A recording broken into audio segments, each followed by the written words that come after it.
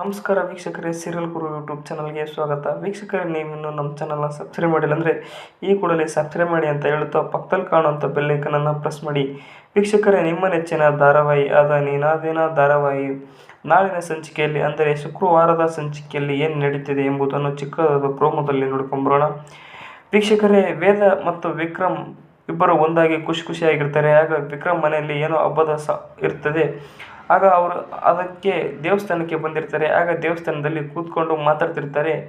ವೇದ ಹೇಳ್ತಾಳೆ, ನಂದು ಕಳೆದೋದ ಬದುಕನ್ನು ಮತ್ತೆ ಕಟ್ಟಿಕೊಂಡಿದ್ದೀನಲ್ಲ ಅಂತಂದು ಹೇಳ್ತಿರ್ತಾಳೆ.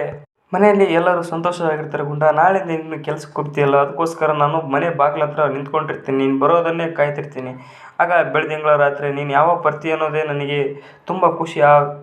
ನಂತರ ವೇದ ಹೇಳ್ತಾಳೆ, ನಾಳೆನೇ ನೀನು ನಾಯಕರ ಸಹವಾಸನ ಬಿಟ್ಬಿಡ್ಬೇಕು, ಅವ್ರ ಕೆಲ್ಸಕ್ಕೆ ಹೋಗ್ಬಾರ್ದು ಅಂತಂದು ಹೇಳ್ತಾರೆ. ಸರಿ ತಗೋ. ವಿಕ್ರಮ್ ಹೇಳ್ತಾನೆ, ಸರಿ ತಗೋ, ಹೋಗಲ್ಲ ಅಂತಾಳೆ.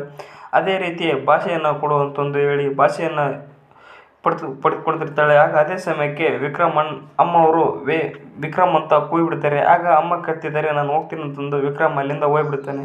ನಂತರ ಗುರುಗಳು ಹೇಳ್ತಾರೆ, ವಿಕ್ರಮ್, ನಿನಗೆ ಯಾವ ರೀತಿ ಕಷ್ಟ ಬಂದರೂ ನೀನು ಈ ವ್ರತವನ್ನು ಬಿಡಬಾರ್ದು ಅಂತಂದು ಹೇಳ್ತಾರೆ. ಅಲ್ಲಿ ಶಿವಲಿಂಗ ಕಾಣುವುದನ್ನು ನಿನ್ನ ಹೆಗಲ ಮೇಲೆ ಇತ್ತು ಗುಡಿಯನ್ನು ಪ್ರದಕ್ಷಿಣೆ ಹಾಕಿ ಮತ್ತೊಮ್ಮೆ ಬಂದು ಮತ್ತೆ ಇಲ್ಲೇ ಪ್ರತಿಷ್ಠಾಪನೆ ಮಾಡಬೇಕೆಂದು ಗುರುಗಳು ಹೇಳ್ತಾರೆ. ವಿಕ್ರಮ್ ಸರಿ ಅಂತಂದು ಹೇಳ್ತಾನೆ. ಹಾಗೆ ಮೆಟ್ಲತ್ತಿರ್ತಾನೆ. ಆಗ ಕಾಲೊಂದೀಟು ಜಾರಿ ಬಿಡುತ್ತೆ. ನಂತರ ವಿಕ್ರಮ್ ಹೇಗೋ ಸಹಿಸಿಕೊಂಡು ಗುಡಿ ಮೇಲೆ ತಂದು ಅದನ್ನು ಪ್ರತಿಷ್ಠಾಪನೆ ಮಾಡ್ತಾನೆ ಎಂಬುದನ್ನು ನೆಕ್ಸ್ಟ್ ವಿಡಿಯೋದಲ್ಲಿ ನೋಡೋಣ.